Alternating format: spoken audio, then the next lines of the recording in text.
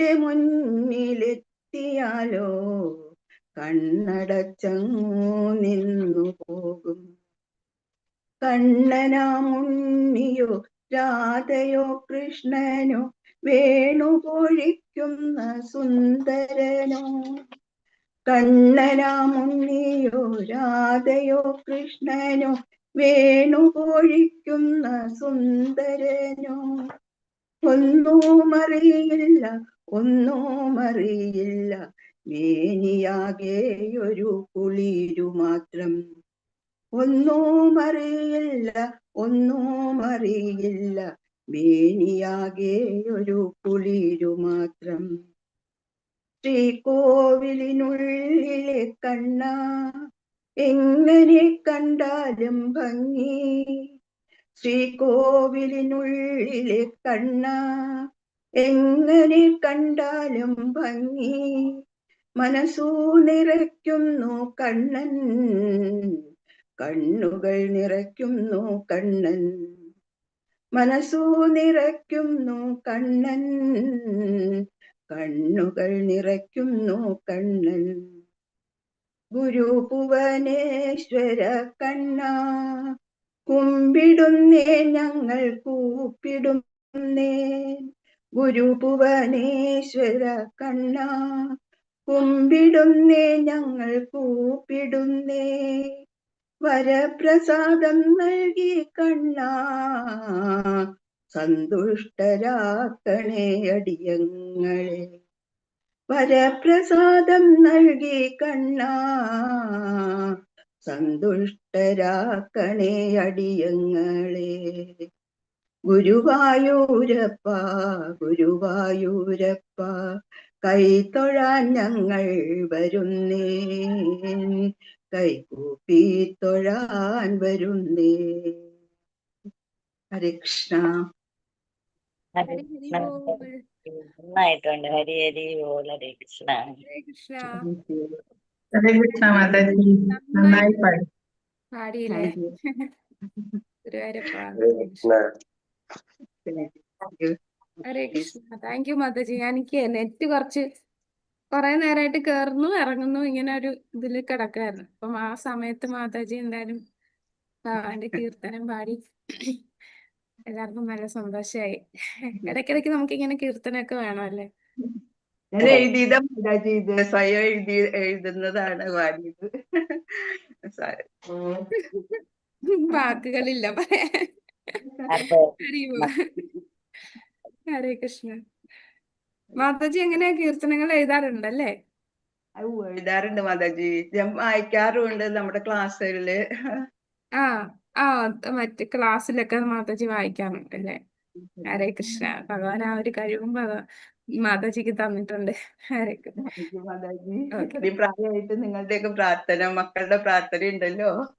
മകളെ എനിക്ക് എപ്പോഴും അതിന് സപ്പോർട്ടാണ് മാതാജി, അതുകൊണ്ടാണ് എനിക്ക് എഴുതാൻ പറ്റുന്നത്.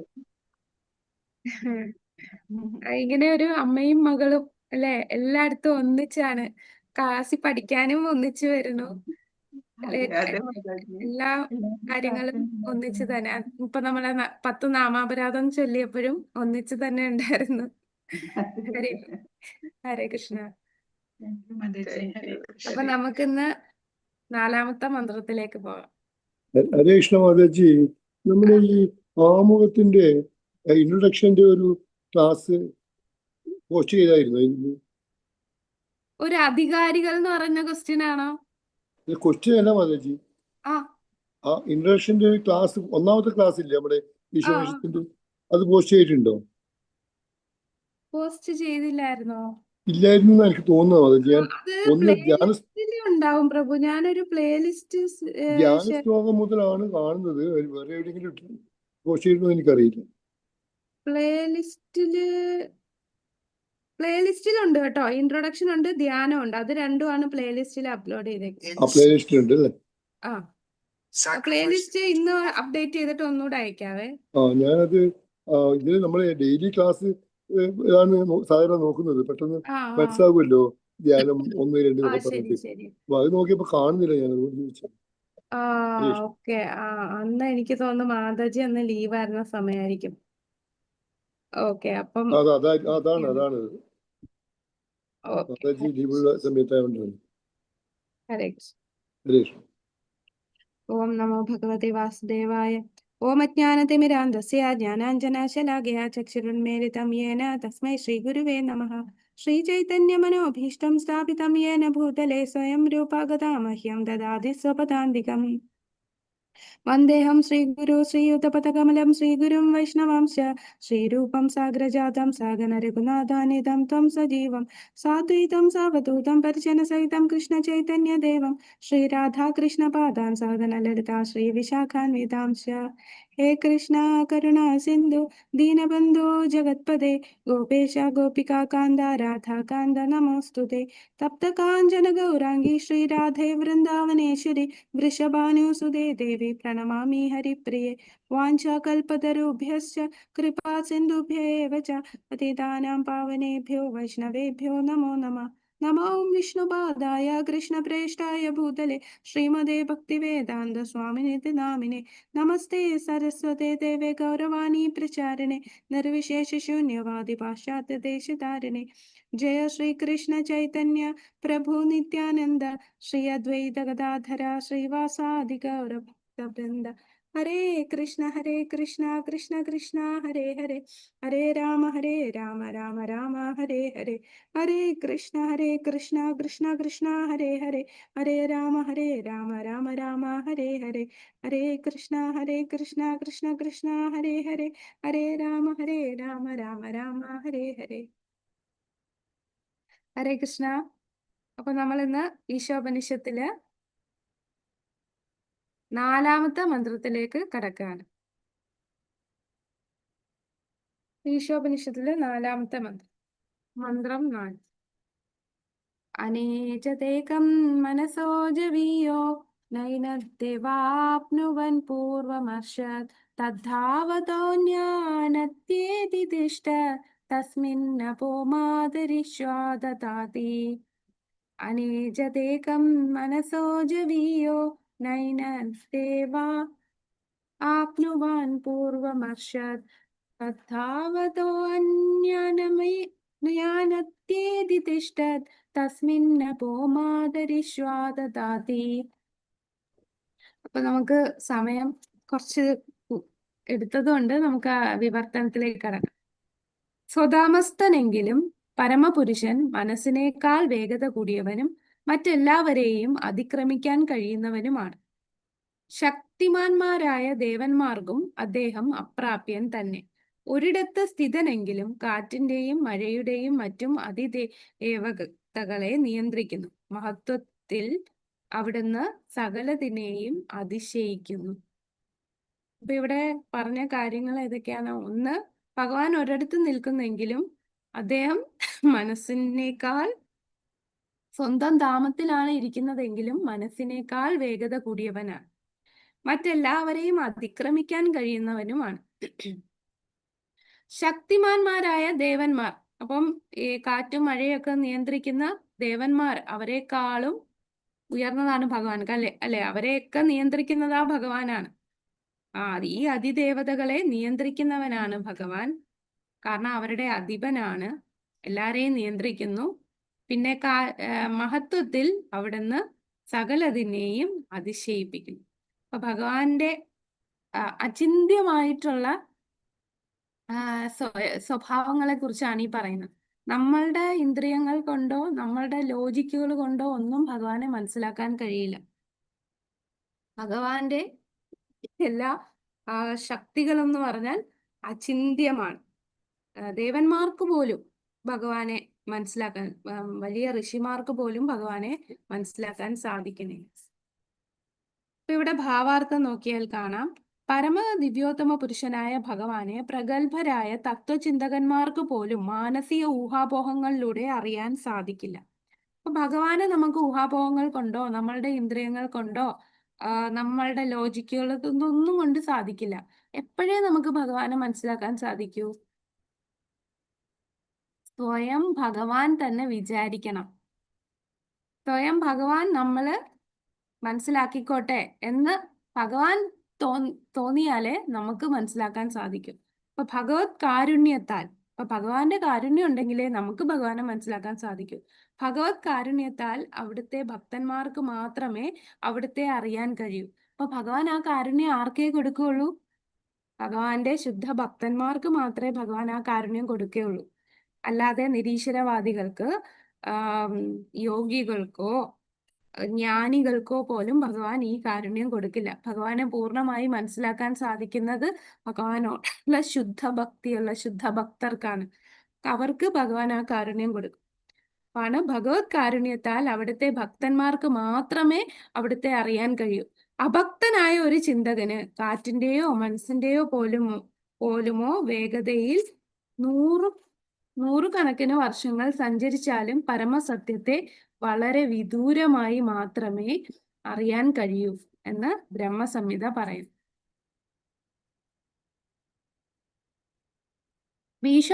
ഈശോപനിഷത്തിന്റെ ഈ 4ാമത്തെ മന്ത്രം പരമമായ സത്യം ആത്യന്തികമായ പരമമായ വ്യക്തിയാണെന്ന് വളരെ വ്യക്തമായി സൂചിപ്പിക്കുന്നു. അല്ലാത്ത പക്ഷം ഭഗവാന്റെ വ്യക്തിപരമായ സവിശേഷതകളെ പിന്തുണയ്ക്കുന്ന ഇത്രയധികം വിശദാംശങ്ങൾ പരാമർശിക്കേണ്ട ആവശ്യമില്ല. അപ്പൊ ഈ മന്ത്രത്തില് പറയുന്നില്ലേ, ഒരു സ്വധാമസ്ഥനാണെങ്കിലും അപ്പൊ ഒരു ധാമമുണ്ട്. ഒരു ധാമമുണ്ടെന്ന് പറഞ്ഞാൽ ഒരു വ്യക്തിക്കല്ലേ ഒരു ധാമം ഉണ്ടാകാത്തുള്ളൂ, അല്ലാതെ ഒരു അവ്യക്തമായിട്ടുള്ളതിന് ധാമത്തിന്റെ ആവശ്യമുണ്ടോ? അതുപോലെ മനസ്സിനേക്കാൾ വേഗതയുള്ളവരാണ്, മറ്റുള്ളവരെ അതിക്രമിക്കാൻ കഴിയുന്നവനാണ്, ദേവന്മാരെ പോലും നിയന്ത്രിക്കാൻ കഴിയുന്നവനാണ്. അപ്പൊ അങ്ങനെ ഓരോ വ്യക്തികൾക്കുള്ള സ്വഭാവ വിശേഷങ്ങളാണ് ഈ മന്ത്രത്തിൽ പറയുന്നത്. ഇതിന്റെ ബാക്കിയായിട്ട് അടുത്ത മന്ത്രത്തിലും ഭഗവാന്റെ ചില സ്വഭാവ വിശേഷങ്ങൾ പറയുന്നുണ്ട്. ഇവിടെ പരമപുരുഷൻ കൃഷ്ണലോകം, ഗോലോകം എന്നറിയപ്പെടുന്ന തന്റെ ആധ്യാത്മിക ധാമത്തിൽ സ്ഥിതനായി തന്റെ ലീലകളിൽ ഏർപ്പെടുന്നു. എന്നിരുന്നാലും തന്റെ അചിന്ത്യമായ ശക്തിവിശേഷങ്ങളാൽ അതേസമയം തന്നെ സൃഷ്ടിയുടെ ഓരോ ഭാഗങ്ങളിലും എത്തിച്ചേരാൻ കഴിയുമെന്ന് ബ്രഹ്മസംഹിത വിവരിക്കുന്നു.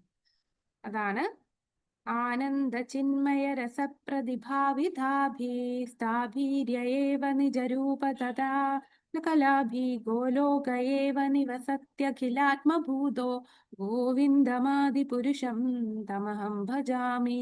ഭഗവാന്റെ അചിന്തനീയമായ ഊർജമാണ്.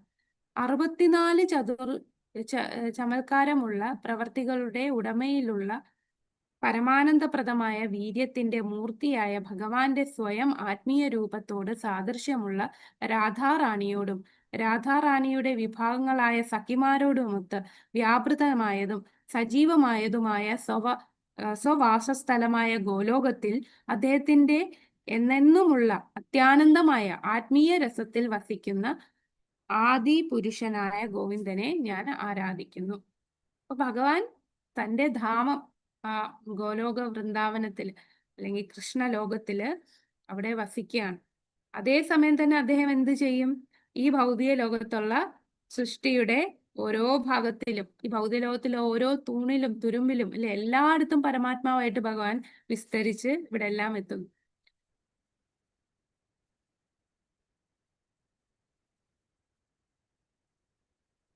അടുത്ത ലൈൻ ഒന്ന് വായിക്കാമോ? അഗ്നിയിൽ നിന്ന് കണ്ടോ ആ സെന്റൻസ്? അഗ്നി വായിച്ചോളൂ. അൺമ്യൂട്ട് ചെയ്തു. പ്രഭു മ്യൂട്ട് ആണേ പ്രഭു. ഹരേ കൃഷ്ണ, വായിക്കട്ടെ? ഓക്കെ പ്രഭു, വായിച്ചു. അഗ്നിയിൽ നിന്ന് ആവിർഭൂതമാകുന്ന ചൂടിനോടും പ്രകാശത്തോടും അവിടുത്തെ ശക്തികളെ വിഷ്ണു പുരാണത്തിൽ ഉപമിക്കുന്നുണ്ട്. അഗ്നിയിൽ നിന്ന് ആവിർഭൂതമാകുന്ന ചൂടിനോടും പ്രകാശത്തോടും അവിടുത്തെ ശക്തികളെ വിഷ്ണു പുരാണത്തിൽ ഉപമിക്കുന്നുണ്ട്. ഒരിടത്ത് തന്നെ സ്ഥിതൻ എങ്കിലും അഗ്നിക്ക് തന്റെ ചൂടും പ്രകാശവും എല്ലാ സ്ഥലത്തേക്കും വ്യാപിപ്പിക്കാൻ കഴിയും. അതുപോലെ പരമദിവ്യോത്തമ പുരുഷനും സ്വധാമത്തിൽ സ്ഥിതി ചെയ്തുകൊണ്ട് തന്നെ തന്റെ വൈവിധ്യമാർന്ന ശക്തിവിശേഷങ്ങളെ എല്ലായിടത്തും വ്യാപിപ്പിക്കാൻ കഴിയും. ഹരേ കൃഷ്ണ. ഹരേ കൃഷ്ണ. അപ്പൊ അതാണ് ഭഗവാന്റെ ശക്തി അല്ലെ. ഒരിടത്താണെങ്കിലും എല്ലായിടത്തും വ്യാപിപ്പിക്കുന്നതിന് ഉപമയായിട്ട് പറഞ്ഞിരിക്കുന്നത് ഒരു അഗ്നി ഒരിടത്തേ നിൽക്കുന്നുള്ളൂ, പക്ഷെ അതിന്റെ ചൂടും വെളിച്ചവും കുറച്ച് ദൂരത്ത് വ്യാപിച്ചിരിക്കും. അപ്പൊ ഒരിടത്താണ് സ്ഥിതി ചെയ്യുന്നതെങ്കിലും അഗ്നിയുടെ പ്രകാശവും ചൂടും ദൂരത്തേക്ക് വിതരണം ചെയ്യാൻ കഴിയും. അതുപോലെ പരമാത്മാവിന്റെ പരമമായ വ്യക്തിത്വം അവിടുത്തെ ദിവ്യവാസസ്ഥലത്ത് സ്ഥിതമാണെങ്കിലും ഭഗവാനിലെ വ്യത്യസ്ത ഊർജങ്ങളെ എല്ലായിടത്തും വ്യാപിപ്പിക്കാൻ കഴിയും. അപ്പൊ ഭഗവാൻ കൃഷ്ണൻ ഗോലോക വൃന്ദാവനത്താണ് നിൽക്കുന്നതെങ്കിലും അദ്ദേഹത്തിന്റെ ശക്തി, ആ ഊർജം അല്ലെ, ഊർജം എല്ലായിടത്തും ഉണ്ട്. അദ്ദേഹത്തിന്റെ ശക്തി ഇല്ലാത്ത ഒരു കോണ് പോലും ഈ സൃഷ്ടിയിലില്ല. ഈ എല്ലാം സൃഷ്ടിച്ചത് ആ ഭഗവാനാണ്. അദ്ദേഹത്തിന്റെ ഊർജം എല്ലായിടത്തും വ്യാപിപ്പിച്ചിരിക്കുന്നു. അപ്പൊ അതിന് ഉപമയാണ് ഒരു തീയും, തീയിൽ നിന്ന് വരുന്ന ചൂടും അതിന്റെ പ്രകാശവും അതും വ്യാപിച്ചിരിക്കുന്നത് പോലെ. ഇപ്പൊ ഭഗവാൻ എന്ന് പറഞ്ഞാൽ എന്താണ്? അചിന്തനീയമാണല്ലേ. നമ്മളുടെ ലോജിക്കൊന്നും അവിടെ ഭഗവാനെ മനസ്സിലാക്കാൻ കഴിയില്ല. ഇപ്പം അദ്ദേഹത്തിന് ചെയ്യാനായിട്ടൊന്നുമില്ല, എന്നിട്ടും അദ്ദേഹം പ്രവർത്തികൾ ചെയ്യുന്നു. അദ്ദേഹം അജനാണ്, ജനിക്കാത്തവനാണ്, എന്നിട്ടും അദ്ദേഹം ജനിക്കുന്നു. കാലത്തിന്റെയൊക്കെ നിയന്താവാണ് അല്ലെ. കാലരൂപൻ വരെ, അതായത് മരണം പോലും ഭഗവാന്റെ മുമ്പിൽ തലകുനിച്ച് നിൽക്കും. പക്ഷെ ആ ഭഗവാനാണ് ഒരു വടി കൊണ്ട് പേടിച്ചോടുന്നത്, യശോദാമ്മയുടെ വടി കണ്ട് പേടിച്ചോടുന്നത്. അദ്ദേഹം സ്വയം സംതൃപ്തനാണ്, എന്നിട്ടും അദ്ദേഹത്തിന് ചുറ്റും ഗോപിമാര് നിൽക്കുന്നു. അപ്പൊ ഇതെല്ലാം കുറെ കോൺട്രഡിക്ഷൻസ് ഉണ്ട് അദ്ദേഹത്തിന്റെ ഈ ഭഗവാന്റെ ലീലകളെല്ലാം, എല്ലാ പ്രവർത്തികളും അതീന്ദ്രിയമായിട്ടുള്ളതാണ് അല്ലെ. ഭഗവാൻ നടക്കുന്നു. ഇപ്പം കാലയവനനും ഭഗവാനുമായിട്ട്, ആ കാലയവനൻ അസുരൻ എന്താണ് ഭഗവാനെ കൊല്ലാനായിട്ട് ഇങ്ങനെ പോവില്ലേ, ഭഗവാൻ അപ്പം നടന്നു പോവും, കാലയവനൻ ബാക്കിൽ വരും ഇല്ലേ, ആ ലീല അറിയാലോ. അപ്പൊ ഭഗവാൻ ശരിക്കും അവിടെ നടക്കുകയാണ്, പക്ഷെ കാലയവനൻ ഓടുകയാണ് ചെയ്യുന്നത്. അപ്പൊ ഭഗവാൻ എന്നിട്ടും കാലയവനന് ഭഗവാന്റെ അടുത്ത് എത്താൻ പോലും സാധിക്കുന്നില്ല. അതേസമയം യശോദാമ്മ ഭഗവാന്റെ പുറകെ ഓടി യശോദാമ്മയെ പിടിക്കുന്നു അല്ലെ. അതെന്തുകൊണ്ടാണ് പിടിക്കാൻ സാധിച്ചത്? കാരണം ഭഗവാൻ അനുവദിച്ചു കൊടുത്തു. ഭഗവാൻ തന്റെ ആ ശുദ്ധ ഭക്തയോട് ആ സ്നേഹം കൊണ്ടേ നമുക്ക് ഭഗവാനെ കീഴ്പ്പെടുത്താൻ സാധിക്കും. നമ്മളോടുള്ള എന്താണ് ശുദ്ധമായിട്ടുള്ള പ്രേമം, ആ പ്രേമഭക്തി ഉള്ളവർക്കേ ഭഗവാനെ മനസ്സിലാക്കാൻ സാധിക്കും. ഭഗവാൻ അങ്ങനെയുള്ളവർക്ക് മാത്രമേ ആ കാരുണ്യം കൊടുക്കുകയുള്ളൂ. അതാണ് ഭഗവാന്റെ ശക്തികൾ അല്ലെ. അപ്പൊ പിന്നെ ആളുകൾ പറയും, ഭഗവാനെ കാണിച്ചു തരാൻ പറ്റുമോ എന്നൊക്കെ ചിലർ ചോദിക്കത്തില്ല. ദൈവം ഉണ്ടോ എങ്കിൽ എവിടെ ഒന്ന് കാണിച്ചു തരൂ എന്ന് പറയും. പക്ഷെ ഭഗവാൻ പറയുന്നു, എല്ലാരും മായയാൽ ആവൃതമായിട്ടിരിക്കുകയാണ്, ആ 3 ഗുണങ്ങൾ കൊണ്ട് അവരെ മൂടപ്പെട്ടിരിക്കുകയാണ്. ഭഗവാൻ എന്ന് പറഞ്ഞാൽ ഈ 3 ഗുണങ്ങൾക്കും അതീതനാണ്, ത്രിഗുണങ്ങൾക്ക് അതീതനാണ്. അപ്പോ നമ്മളുടെ ഈ കണ്ണുകൾ കൊണ്ട് ഭഗവാനെ നമുക്ക് കാണാൻ സാധിക്കില്ല. എപ്പോഴേ കാണാൻ സാധിക്കുകയുള്ളൂ? നമ്മളും അതീന്ദ്രിയ ഭാവത്തിൽ എത്തുമ്പോ അല്ലെ. അല്ലാതെ ഈ ഒരു ഭൗതിക തലത്തിൽ നിന്ന് നമുക്ക് ഭഗവാനെ മനസ്സിലാക്കാൻ സാധിക്കില്ല. അടുത്ത പാരഗ്രാഫ്, ഭഗവാന്റെ ശക്തികൾ. ഏതൊക്കെയാണ് ഭഗവാന്റെ ശക്തികൾ? 3 തരം ശക്തികൾ നമ്മൾ പല സ്ഥലത്തും പറഞ്ഞിട്ടുണ്ട്. അന്തരംഗ ശക്തി, തടസ്ഥ ശക്തി, ബഹിരംഗ ശക്തി അല്ലെ, ബാഹ്യശക്തി. അന്തരംഗ ശക്തി എന്ന് പറഞ്ഞാൽ ആത്മീയ ശക്തിയാണ് അല്ലെ. ആത്മീയ ശക്തി എന്ന് പറയുമ്പോ ഏതൊക്കെ വരും?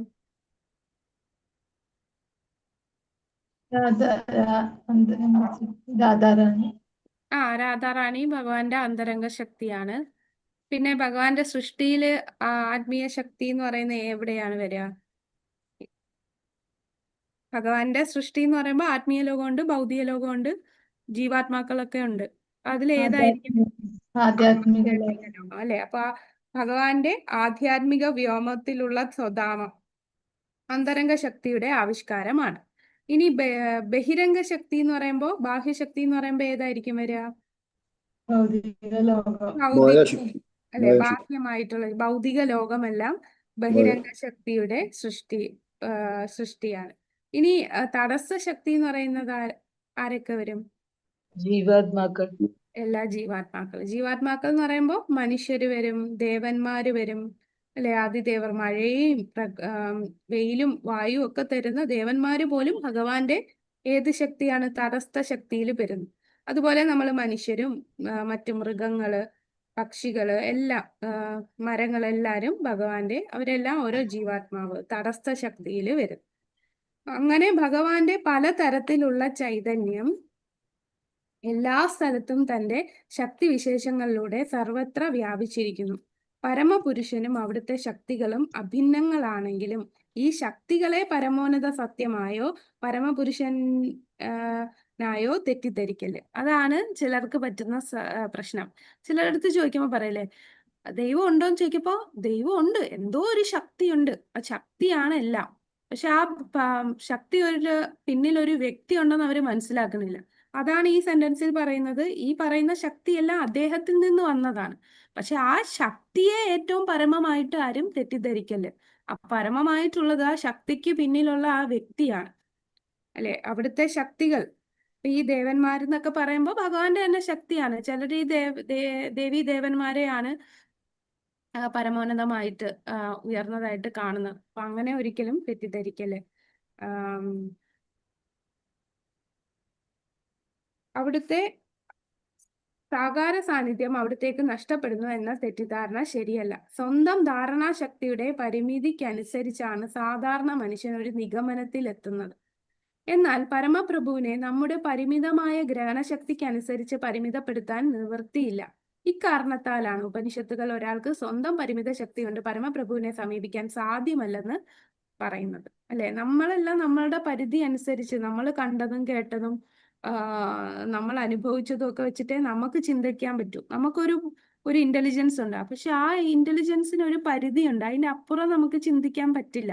അപ്പൊ അതിനപ്പുറമാണ് ഭഗവാൻ. അതുകൊണ്ട് നമ്മളുടെ ആ പരിധിയിൽ ഒരിക്കലും ഭഗവാന്റെ ഒരു കൺക്ലൂഷനിൽ എത്താൻ പാടില്ല. പിന്നെ നമ്മളുടെ മറ്റൊരു പ്രശ്നം എന്ന് പറഞ്ഞാൽ ഊഹാപോഹങ്ങൾ, അല്ലെ? സ്പെക്കുലേഷൻ എന്ന് പറയും. നമ്മളുടെ തന്നെ ബുദ്ധി കൊണ്ട് നമ്മൾ ഓരോന്ന് കണ്ടുപിടിക്കാൻ ശ്രമിക്കും. അങ്ങനെ ആയിരിക്കാം, ഇങ്ങനെ ആയിരിക്കാം, എനിക്ക് തോന്നുന്നത് ഇതാണ് എന്നൊക്കെ പറഞ്ഞ് നമ്മൾ ഓരോന്ന് ഊഹാപോഹങ്ങൾ നടത്തും. ഈ ഊഹാപോഹങ്ങൾ ശരിയല്ല. അപ്പൊ ഒരു ഉദാഹരണം പറഞ്ഞാൽ, നമ്മളൊരു പുതിയ ഒരു കമ്പ്യൂട്ടർ വാങ്ങിച്ചിട്ട് നമ്മൾ എന്ത് ചെയ്തു? ഒരു ലാപ്ടോപ്പ് വാങ്ങിച്ചിട്ട് നമ്മൾ തന്നെ അത് സ്വന്തമായിട്ട് ഓപ്പറേറ്റ് ചെയ്യാണ്. ഏതാണ് എവിടാന്നൊന്നും അറിയില്ല. അതേസമയം ഇതിന്റെ ഒരു മാനുവൽ കാണും. ആ മാനുവലിൽ നോക്കിയിട്ട് ഇന്ന സ്ഥലത്ത് പ്രസ് ചെയ്യണം, അപ്പൊ ഓൺ ആകും, ഇന്ന കാര്യങ്ങൾ ചെയ്യണം എന്നൊക്കെ ആ മാനുവൽ അനുസരിച്ച് ചെയ്യുമ്പോൾ നമുക്ക് കറക്റ്റ് ആയിട്ട് ചെയ്യാൻ പറ്റും. അല്ലാതെ നമ്മൾ ഊഹാപോഹത്തിലൂടെ ചെയ്യുമ്പോൾ കുറെയൊക്കെ അത് തെറ്റായിട്ടായിരിക്കും വരിക. നമ്മൾ ഇപ്പോഴത്തെ എഡ്യൂക്കേഷൻ സിസ്റ്റം തന്നെ നമ്മൾ ഊഹാപോഹത്തിലൂടെ എങ്ങനെ മുന്നോട്ട് പോകാം അതാണ് പഠിപ്പിക്കുന്നത്. അപ്പൊ അത് തെറ്റായിട്ടുള്ള ഒരു രീതിയാണ് ഇപ്പം മുന്നോട്ട് പോകുന്നത്. നമ്മൾ ഈ ഊഹാപോഹങ്ങൾ ഒരിക്കലും നമ്മളെ സത്യത്തിലേക്ക് കൊണ്ടെത്തിക്കില്ല. ഒരു ഉദാഹരണം പറഞ്ഞാല്, ഈ ഊഹാപോഹത്തിന്റെ ഒരു ഉദാഹരണമാണ് രാമായണത്തില് മാരീചൻ. മാരീചന്റെ എന്താണ് ചെയ്യുന്നത്?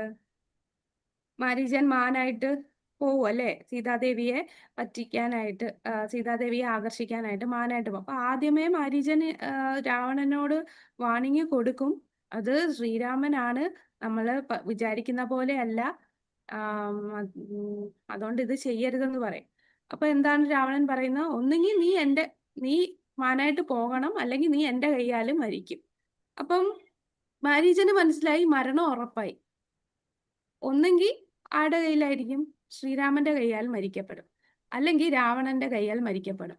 അപ്പൊ ഏതായിരിക്കും ബെസ്റ്റ്?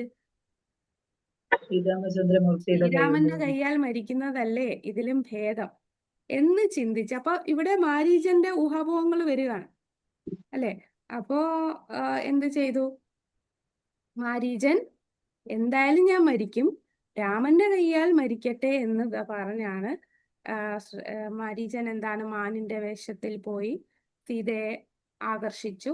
അങ്ങനെ ശ്രീരാമൻ പോകുന്നതും ബാക്കി നടന്നത് നമുക്ക് മനസ്സിലാവും. അതേസമയം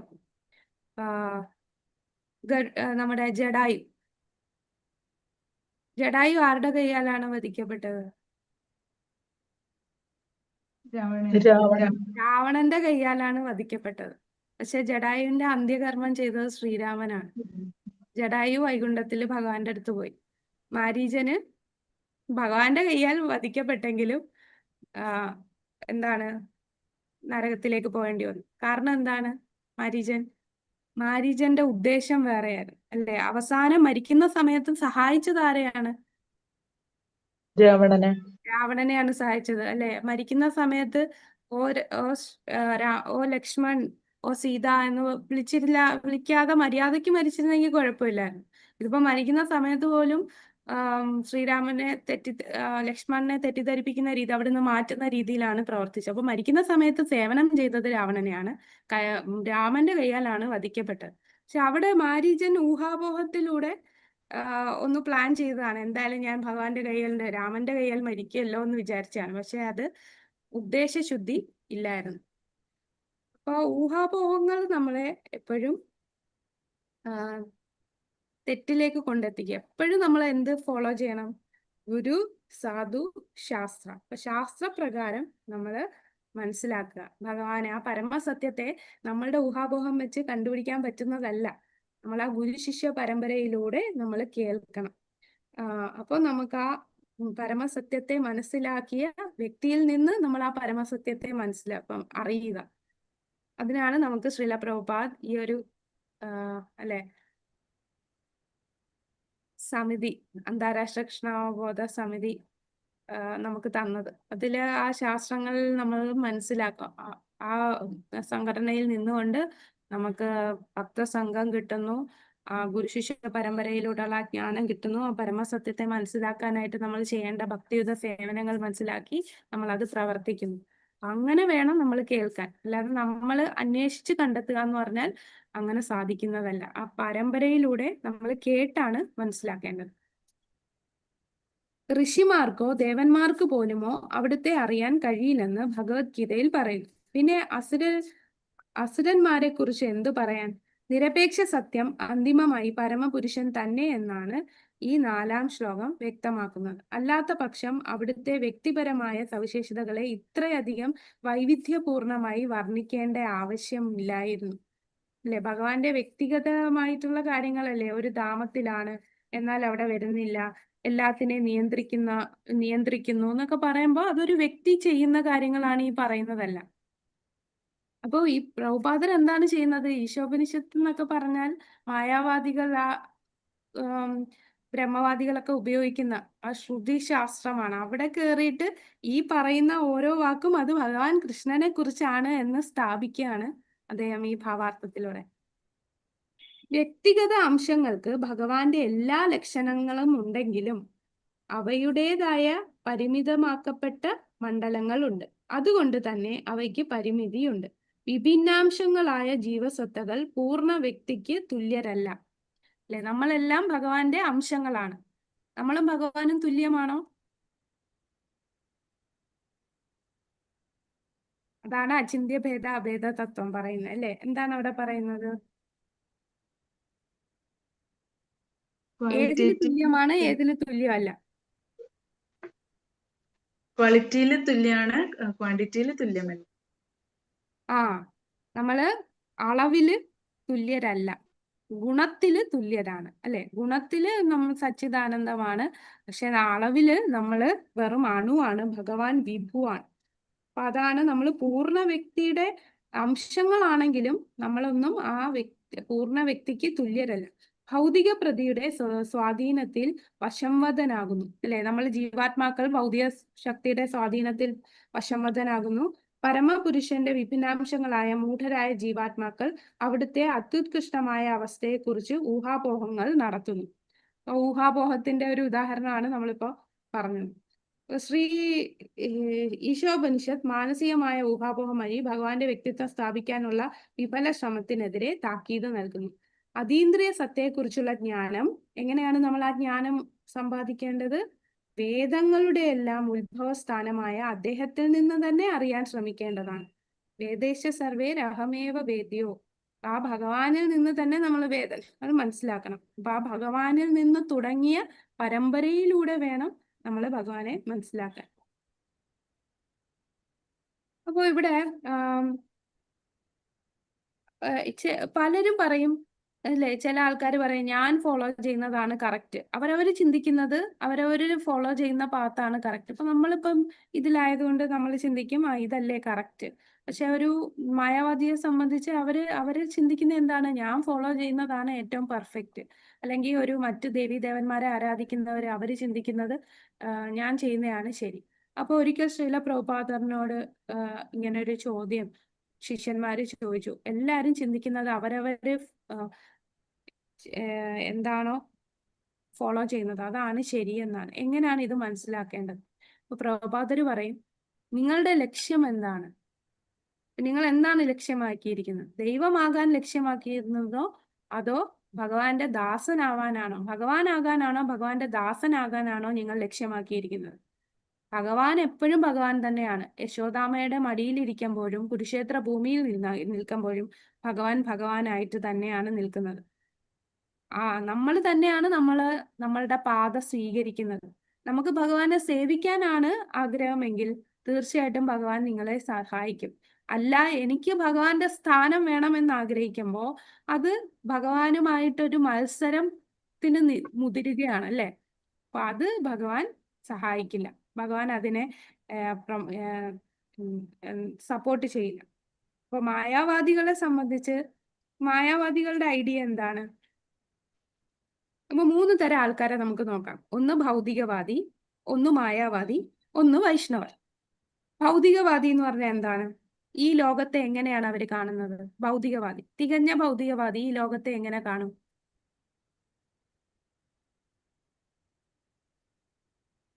പറഞ്ഞോ. ഒരു ഭൗതികവാദി ഈ ലോകത്തിലുള്ള എല്ലാ സാധനങ്ങളും കാണുമ്പോ എന്താ ചിന്തിക്കുക?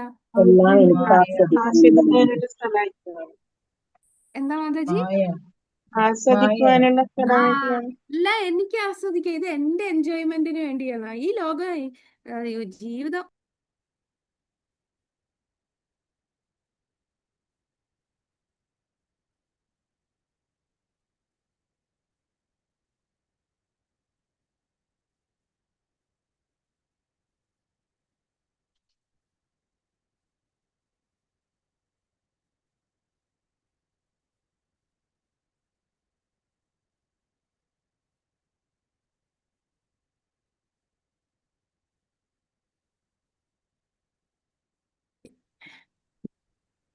ഓക്കെ, താങ്ക് യു പ്രഭു. ഇവിടെ നെറ്റ്വർക്ക് ഇച്ചിരി പ്രശ്നമായിട്ടിരിക്കുകയാണ്. ഓക്കെ, അപ്പൊ നമ്മള് ഭൗതികവാദിയെ കുറിച്ചാണ് അല്ലേ പറഞ്ഞത്. ഒരു ഭൗതികവാദിയെ സംബന്ധിച്ച് ഈ ലോകത്തെ അവർ കാണുന്നത് ഇതെല്ലാം എനിക്ക് ആസ്വദിക്കാനുള്ളതാണ്. ജീവിതം ഒന്നേ ഉള്ളൂ, അത് ആസ്വദിക്കാനുള്ളതാണ്. അപ്പോൾ ആസ്വദിക്കാൻ വേണ്ടിയായിരിക്കും അവരതിന് മുതിരുന്നത്. ഇനി അവര് ഈ ലോകത്തിന് അപ്പുറമായിട്ട് അവരൊന്നും ചിന്തിക്കുന്നില്ല. ഈ ജന്മം കഴിഞ്ഞ് നമുക്കൊരു പുനർജന്മം ഉണ്ടെന്നോ അടുത്ത ജന്മം എടുക്കുമോ അതൊന്നും അതിനെക്കുറിച്ചൊന്നും അവർ ചിന്തിക്കുന്നില്ല. ഉള്ള കാലം അടിച്ചു പൊളിച്ച് ജീവിക്കുക എന്നുള്ള ചിന്താഗതിയാണ് അവർക്കുള്ളത്. അപ്പൊ അത് ഭൗതികവാദിയുടെ ഒരു ചിന്താഗതി. ഇനി നമുക്ക് ഒരു മായാവാദിയുടെ ചിന്താഗതി നോക്കാം. മായാവാദി എന്തായിരിക്കും ചിന്തിക്കുക? ജഗത് മിഥ്യ, ഈ കാണുന്നതെല്ലാം മിഥ്യയാണ്. ബ്രഹ്മം മാത്രമേ ഉള്ളൂ സത്യം. ബ്രഹ്മമാണ് പരമം. ഭഗവാൻ അവ്യക്തമാണ് അല്ലെ, പരമസത്യം അവ്യക്തമാണ്. ഇതൊക്കെയാണ് അവരുടെ കൺസെപ്റ്റ്. പിന്നെ നീയും ഞാനും എല്ലാവരും ഈശ്വരനാണ്.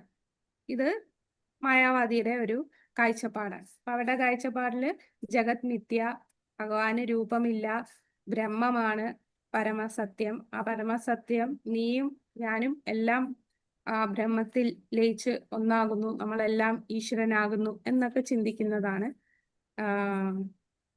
മായാവാദി. അപ്പൊ മായാവാദികളെ സംബന്ധിച്ച് ഈ ഭൗതിക ലോകം എന്ന് പറയുന്ന ഒരു മിഥ്യയാണ്. ഇനി ഒരു വൈഷ്ണവന്റെ കാഴ്ചപ്പാട് എന്താണ്? ഈ ഭൗതിക ലോകം എന്താണ്? മിഥ്യയാണോ സത്യമാണോ? ടെമ്പററി ആണ്, പെർമനന്റ്. ടെമ്പററി ആണ്. മിഥ്യയാണോ സത്യമാണോ? സത്യമാണ്. ഭൗതിക ലോകം സത്യമാണ്, പക്ഷെ താൽക്കാലികമാണ് അല്ലെ. ഭൗതിക ലോകം മിഥ്യയായിട്ടല്ല വൈഷ്ണവ വൈഷ്ണവരുടെ കാഴ്ചപ്പാടെന്ന് പറയുമ്പോൾ അത് മിഥ്യ അല്ല, സത്യമാണ്, പക്ഷെ താൽക്കാലികമാണ്. എന്നാൽ നിത്യവും ആയിട്ടുള്ള ഏതാണ്? ആത്മീയ ലോകമാണ് സത്യവും നിത്യവുമായിട്ടുള്ളത്. ആത്മീയ ലോകം താൽക്കാലികമല്ല, നിത്യമായിട്ടുള്ളത് ആത്മീയ ലോകമാണ്. പിന്നെ വൈഷ്ണവർ ഈ ലോകത്തെ എങ്ങനെ കാണും? ഭൗതിക ലോകത്തെ, ഭൗതിക ലോകം മിഥ്യയല്ല എന്ന് കണ്ടു. ഇനി ആ ലോകത്തിലുള്ള വസ്തുക്കളെയൊക്കെ എങ്ങനെയായിരിക്കും കാണുക? ഭഗവാന്റെ സേവനത്തിനായി. എല്ലാം ഭഗവാന്റെ ആണ്. അപ്പൊ ഇത് ഞാൻ ഭഗവാന്റെ സേവനത്തിന് ഉപയോഗിക്കുക, അതിനാണ് യുക്തവൈരാഗ്യം. ആ തത്വത്തിലായിരിക്കും വൈഷ്ണവരെ എല്ലാം കാണുന്നത്. എല്ലാം ഭഗവാന്റെ ശക്തിയാണ്. അപ്പൊ ഈ ശക്തിയെല്ലാം ഭഗവാന്റെ സേവനത്തിന് വേണ്ടി ഉപയോഗിക്കുക. ഇതാണ് ഒരു വൈഷ്ണവന്റെ സിദ്ധാന്തം എന്ന് പറയുന്നത്. ഈ 3 തരം ആൾക്കാർ 3 രീതിയിൽ ചിന്തിക്കുന്നു. ഇനി ഒരു ഇസ്ലാം മത വിശ്വാസി ചിന്തിക്കുന്നത്, അവർക്ക് അള്ളയാണ് എല്ലാം, അല്ലെ? അള്ളാനെ ഇത്ര നേരം അവർ 3 നേരം നിസ്കരിച്ച് അതൊക്കെ ചെയ്യുന്നുണ്ട്. ഖുറാൻ വായിച്ച്, അല്ലെ? കൊച്ചു കുട്ടികൾ വരെ അവര് കമ്പൽസറി ആയിട്ട് ഖുറാൻ പഠിക്കുന്നുണ്ട്. പക്ഷെ അവരുടെ ഒരു കൺസെപ്റ്റില് അള്ളാഹ്ക്ക് രൂപമുണ്ടോ? ഇല്ല. ഇല്ല, അല്ലെ? രൂപം ഇല്ലാത്ത അവസ്ഥ തന്നെയാണ് അവരും ആരാധിക്കുന്നത്. പിന്നെ കൂടാതെ അവര് പറയുന്നത് ആ ദൈവത്തിന്റെ അള്ളാഹയുടെ പരമോന്നതമായിട്ടുള്ള സ്ഥാനം നമുക്ക് മനസ്സിലാക്കാനേ പറ്റില്ല. എത്ര വലുതാണ് ഭഗവാൻ എന്നുള്ളത് അവർക്കത് മനസ്സിലാക്കില്ല. അത്രേ ഉള്ളൂ, ഖുറാനിൽ അത്രേ പറയുന്നുള്ളൂ. അതൊന്നും മനസ്സിലാക്കാൻ പറ്റുന്നതല്ല, നമ്മളുടെ ബുദ്ധി കൊണ്ട് മനസ്സിലാക്കാൻ പറ്റുന്നതല്ല എന്ന് പറയുന്നുണ്ട്. ഒരിക്കലും നമുക്ക് അറിയാൻ പറ്റില്ല അള്ളാഹയുടെ ആ മഹത്വം എത്രയാണ് എന്നേ പറയുന്നുള്ളൂ. പക്ഷെ നമ്മളെ പുസ്തകത്തിൽ നോക്കൂ, ഭഗവാന്റെ ലീലകൾ, ഭഗവാന്റെ രൂപം, ഭഗവാന്റെ ശക്തികൾ എല്ലാം നമ്മുടെ സ്ക്രിപ്റ്റേഴ്സിൽ പറയുന്നുണ്ട്, അല്ലെ? ഇനിയിപ്പോ ക്രിസ്ത്യാനിറ്റി എടുത്താൽ തന്നെ അവിടെ പറയുന്നത് ദൈവപുത്രൻ, യഹോവ, അവരെ സംബന്ധിച്ചും ദൈവം വലിയവനാണ്. പക്ഷേ അവനെ കുറിച്ച് അറിയാൻ പറ്റാത്തവനാണ്, നമുക്കറിയാൻ പറ്റാത്തവനാണെന്നാണ്. അവിടെ അറിയില്ല, അവർക്കും സ്വർഗം നരകം ഇത്രയൊക്കെ അറിയത്തുള്ളൂ. ആ ദൈവത്തെ കുറിച്ച് അവർക്കും ജ്ഞാനമില്ല. യേശുക്രിസ്തു പറഞ്ഞത് എന്താണ്? യേശുക്രിസ്തു എന്ന് പറഞ്ഞാല് യേശുദേവൻ എന്ന് പറയുന്ന ആരാണ്? ദൈവപുത്രനാണ്, അല്ലെ?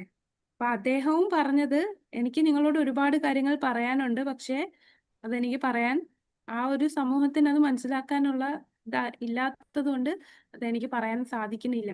അതുകൊണ്ട് തന്നെ അവരുടെ ജ്ഞാനവും ഒരു ലിമിറ്റഡ് ആണ്. തിരുമ്പലും ഉറക്കലൊക്കെ കഴിഞ്ഞിട്ട് എനിക്കൊരു ഓക്കെ.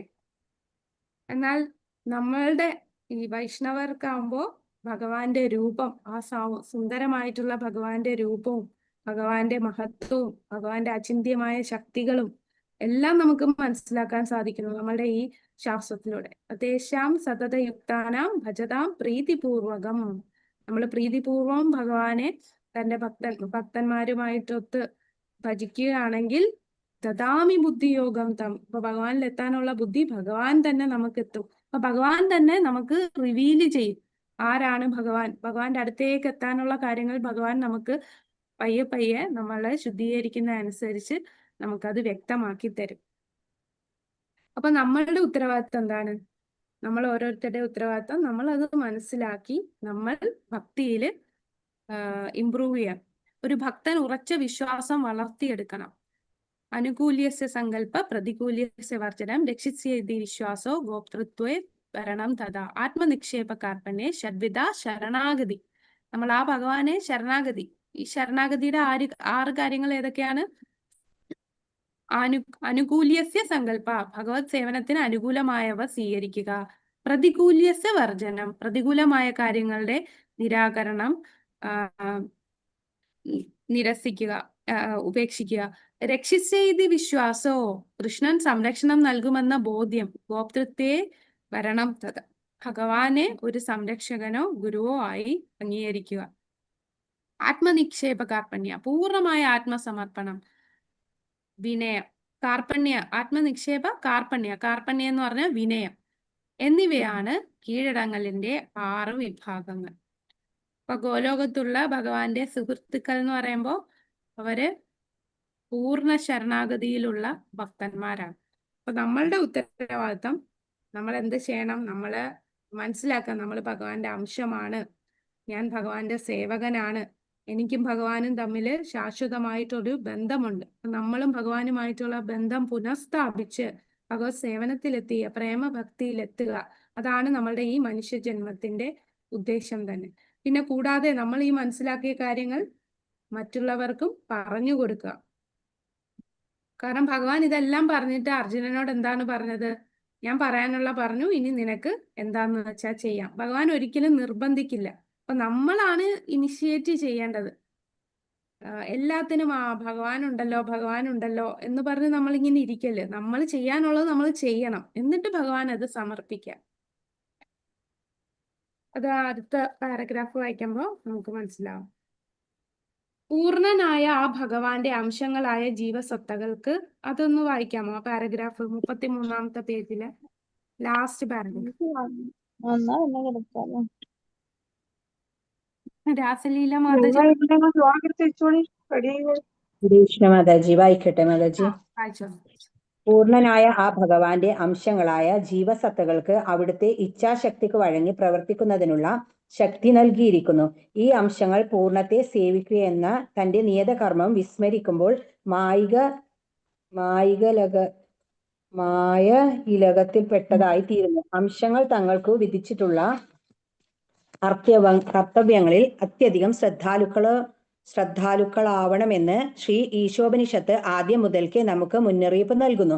ജീവാത്മാവ് സ്വന്തം നിലയിൽ യാതൊരു മുൻകൈയും എടുക്കേണ്ടതില്ല എന്നല്ല അതിനർത്ഥം. കാരണം അയാൾ ഭഗവാന്റെ അംശമായതിനാൽ ഭഗവാന്റെ മുൻകൈയെടുക്കലിൽ ഭാഗവാക്കാകേണ്ടതാണ്. എല്ലാം ഭഗവത് ശക്തികളാണെന്ന് ഗ്രഹിച്ച് ബുദ്ധിയുക്തമായി തന്റെ പ്രയത്നവും കർമ്മശേഷിയും വേണ്ട വിധത്തിൽ പ്രയോജനപ്പെടുത്തുമ്പോൾ ബാഹ്യശക്തിയായ മായയുമായുള്ള ബന്ധം കാരണം നഷ്ടപ്പെട്ടതായ മൗലിക ബന്ധത്തെ പുനരുജ്ജീവിപ്പിക്കാൻ കഴിയും.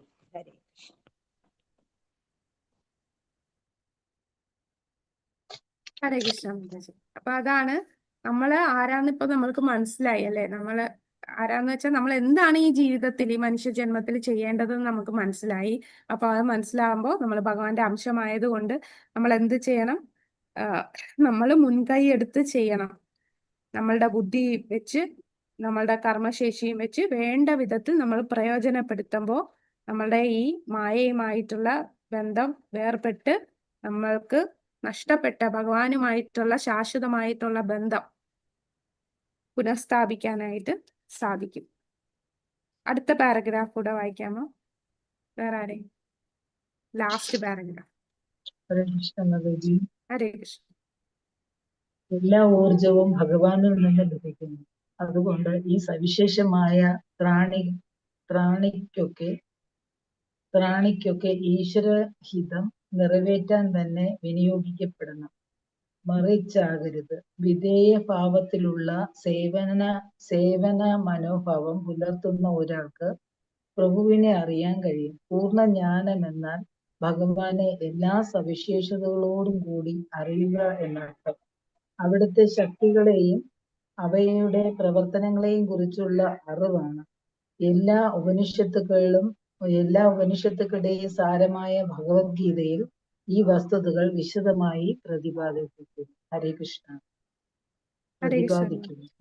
അപ്പോ ഇവിടെ വിധേയ ഭാവത്തിലുള്ള സേവന മനോഭാവം പുലർത്തുന്ന ഒരാൾക്ക് പ്രഭുവിനെ അറിയാൻ കഴിയും.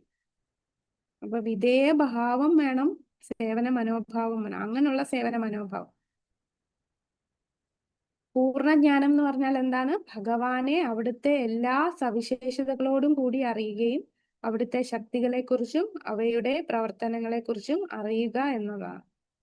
അങ്ങനെ അറിഞ്ഞാൽ എന്തായിരിക്കും സംഭവിക്കുക? ജന്മകർമ്മ ച മേ ദിവ്യം ഏവം യോ വേത്തി തത്വതഃ അത്യക്താദേഹ പുനർജന്മ നേതി മാമേതി സവർജനം. അല്ലെ? അപ്പൊ ഭഗവാനെ എല്ലാം ആ സവിശേഷതകൾ, ഭഗവാന്റെ പൂർണ്ണജ്ഞാനം എന്ന് പറയുമ്പോൾ എല്ലാ സവിശേഷതകളോടുകൂടിയും ഭഗവാന്റെ ശക്തിയെക്കുറിച്ചും എല്ലാ പ്രവർത്തനങ്ങളും അറിയുക എന്നതാണ്. അപ്പൊ അതറിഞ്ഞാല് നമുക്ക് പിന്നെ പുനർജന്മം ഇല്ല, നമുക്ക് ഭഗവാന്റെ അടുത്ത് എത്താൻ സാധിക്കും. ഇതാണ് 4-ാമത്തെ മന്ത്രത്തിൽ പറയുന്നത്. ഇനി നമ്മൾ 5-ാമത്തെ മന്ത്രം നോക്കിയാലും ഇതിന്റെ തന്നെ എന്താ ബാക്കി ചിന്ത്യമായിട്ടുള്ള ബാക്കി ഭാഗമാണ് പറയുന്നത്.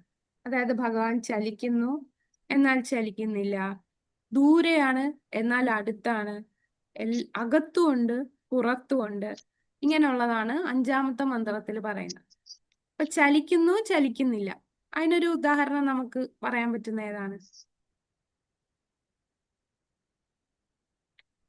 ചലിക്കുന്നില്ല, നമ്മൾ നോക്കുമ്പോ ഭഗവത് വിഗ്രഹം ചലിക്കണില്ല അല്ലെ, ഭഗവാൻ അവിടെ തന്നെ നിൽക്കുകയാണ്. പക്ഷെ ചലിക്കാൻ സാധിക്കും. വിഗ്രഹം നടന്നു പോയത് എവിടെയാ? സാക്ഷി ഗോപാൽ. സാക്ഷി ഗോപാൽ അല്ലേ? പക്ഷെ ചലിക്കാതിരിക്കുമെങ്കിലും ഭഗവാന് ചലിക്കാനും പറ്റും. പിന്നെ ഭഗവാൻ ദൂരെയാണ് എന്നാൽ സമീപമാണ്. ദൂരെ എന്ന് പറഞ്ഞാൽ ഭഗവാൻ അങ്ങ് ആത്മീയ ലോകത്ത് ഉയരത്ത് ഗോലോക വൃന്ദാവനത്തെ സ്ഥിതി ചെയ്യുന്നു. എന്നാൽ നമ്മളുടെ തൊട്ടടുത്തുണ്ട്. എവിടെ? പരമാത്മാവായിട്ട് ദേ നമ്മളുടെ തൊട്ട് നമ്മുടെ നെഞ്ചിന്റെ ഉള്ളില് ഭഗവാൻ അടുത്തുണ്ട്. അപ്പൊ വിദൂരസ്ഥനെങ്കിലും സമീപസ്ഥനാണ്. ഭഗവാൻ അകത്തുമുണ്ട് പുറത്തുമുണ്ട്. ഏത് ഭക്തനാണ് അകത്തും പുറത്തും? അത് നമ്മള് ഭാഗവതത്തിൽ വരുന്നുണ്ടല്ലോ. ഭഗവാൻ അകത്തുമുണ്ട് പുറത്തുമുണ്ട്. കുന്തി ദേവിയുടെ പ്രഹ്ലാദ മഹാരാജ്. പ്രഹ്ലാദ് മഹാരാജ്. പ്രഹ്ലാദ് മഹാരാജ്. പ്രഹ്ലാദന്റെ ലീലയിൽ എവിടെയാണ് ഭഗവാൻ അകത്തും പുറത്തും? അതെപ്പോഴാ മാതാജി ഒന്ന് പറയാമോ? അയ്യോ കൃഷ്ണ. അതില് ആ ശ്ലോകമില്ലേ മാഡം, നരസിംഹ. അതൊക്കെ ഓക്കെ, അത് വെച്ച് പറഞ്ഞാണല്ലേ. ശരിയാ ശരി. ഒരേ സമയത്ത് ഭഗവാൻ പുറത്തു നിന്നും അകത്തു നിന്നും. ഒന്ന് ആലോചിച്ച് നോക്കിയേ, ഭാഗവതത്തിൽ 1-ാമത്തെ സ്കന്ധത്തിൽ വരും.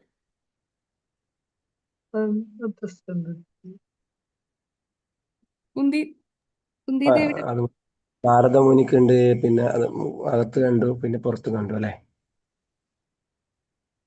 ആണോ? പിന്നെ പരീക്ഷിത്ത് മഹാരാജന് അകത്ത്. ഏതാ മാതാജി? 1-ാമത്തെ ശ്ലോകമാണ്. അല്ല, ഭഗവാന്റെ ഒരു ലീലയാണ് ഞാൻ പറഞ്ഞത്. അതിന്റെ അടുത്തൊക്കെ വരും. അതിന്റെ അടുത്താണ് ആ സംഭവം വരുന്നത്. നമസ്തേ പുരുഷം താദ്യം ഈശ്വരം അന്തർബഹിരവസ്ഥിതം. അന്തർബഹിരവസ്ഥിത അല്ല, ആ ഒരു ലീല ഇപ്പം രാഘവ പ്രഭു പറഞ്ഞു. പരിഷിത്ത് മഹാരാജ്. പരിഷിത്ത് മഹാരാജാവിന്റെ അശ്വത്ഥാമാവ് ബ്രഹ്മാസ്ത്രം വിട്ടപ്പോൾ ഉത്തരയുടെ ഗർഭത്തില് ഭഗവാൻ ആ സമയത്ത് പുറത്തു നിൽക്കുമായിരുന്നു. പുറത്തും ഭഗവാൻ നിപ്പുണ്ട്, അകത്ത് ഈ ഗർഭത്തിന്റെ ഉള്ളില് തള്ളവിരലിന്റെ വലിപ്പത്തില് ഭഗവാൻ അവിടെ വയറ്റിലും ഉണ്ടായിരുന്നു അല്ലെ. അപ്പൊ അകത്തും ഉണ്ട് പുറത്തും, ഒരേ സമയത്ത് അകത്തും പുറത്തുമായിട്ട് നമുക്ക് പറയാവുന്ന ഒരു എക്സാമ്പിൾ ആണ്. വേറെ ഏതാണ് പ്രഭു പറഞ്ഞ? നാരദ മഹർഷിയുടേത് അതേതാന്ന് എനിക്ക് മനസ്സിലായില്ല. അത് ഞാൻ ജസ്റ്റ് പറഞ്ഞ, നാരദമുനി അവിടെ ധ്യാനത്തിലിരിക്കുന്നുണ്ടായിരുന്നില്ലേ, ദാസിയുടെ പുത്രനായിട്ട് അവസാനം ഭഗവാൻ ധ്യാനത്തില്. ഓക്കെ. അത് ആ ജന്മത്തിലല്ലേ. അപ്പൊ തപസ് ചെയ്യാൻ പോയപ്പോ ഉള്ളില് പരമാത്മാ, അപ്പൊ പുറത്ത് ഭഗവാന്. പിന്നെ ധ്രുവ മഹാരാജ്. മാതാജി, ദാമോദരലീലയിലില്ലേ ഭഗവാൻ വായി തുറക്കുമ്പോ യശോദാമ്മയ്ക്ക് ഉള്ളിലും ഉള്ളിലും വായുടെ ഉള്ളിലും യശോദാമ്മയും കുഞ്ഞും നിൽക്കുന്ന അതും കാണുന്നുണ്ട്. അതെ, ഭഗവാന് നമുക്ക് അചിന്തനീയമായിട്ടുള്ളതിന്റെ ഓരോ ഉദാഹരണങ്ങളാണല്ലേ. എന്താ പ്രഭു? വിതുരർ. അത് ഏതാണ് ഭാഗം ഒന്ന് പറയാമോ?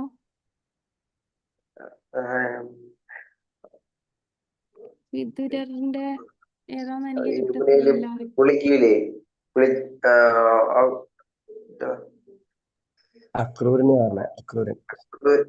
അക്രൂരർ. കുളിക്കാൻ. വെളിയില് അവിടെ വെള്ളത്തിന്റെ അടിയില് അനന്തശയനത്തില് നാരായണൻ കിടക്കുന്നത് കാണും.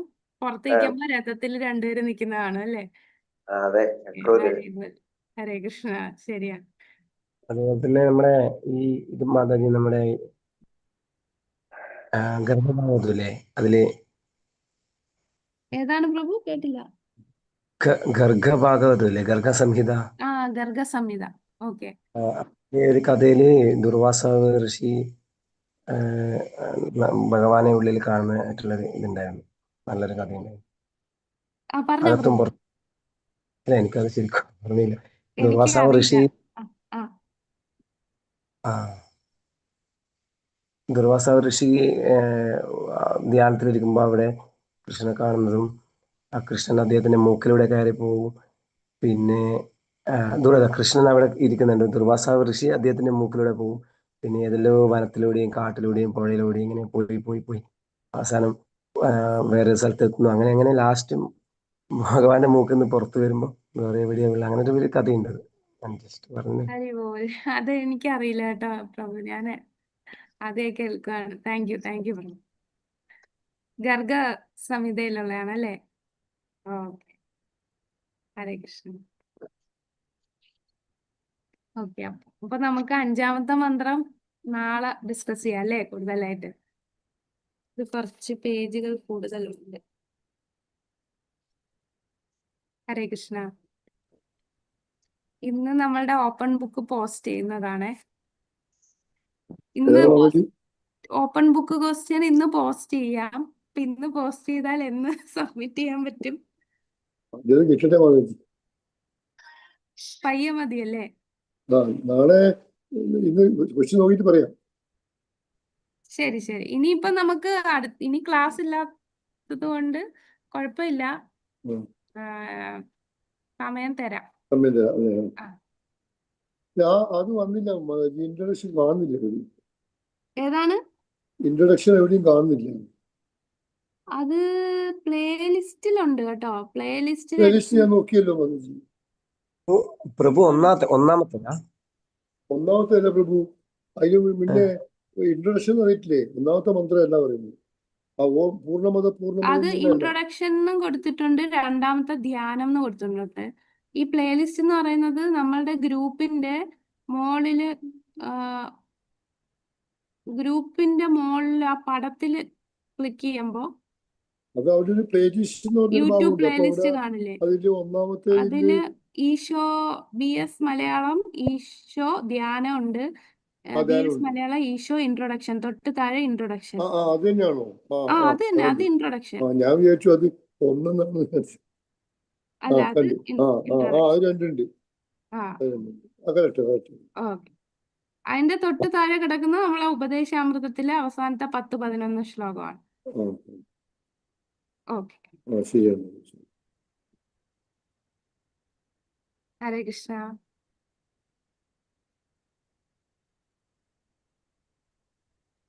നമുക്ക് വേറെ എന്തെങ്കിലും ആഡ് ചെയ്യാനുണ്ടോ? ചേർക്കാനോ?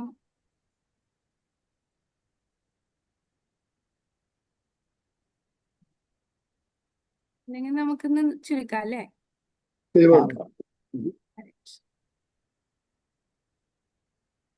വാഞ്ചാകൽപതരുഭ്യശ്ച കൃപാസിന്ധുഭ്യഃ च पतितानां पावनेभ्यो वैष्णवेभ्यो नमो नमः। अनंत कोटि वैष्णव वृंद की जय। श्रील प्रभुपाद की जय। गुरु महाराज की जय। और प्रेमानंदे हरि हरि। हरे कृष्ण। हरे कृष्ण माता जी। थैंक यू माता जी। हरे कृष्ण।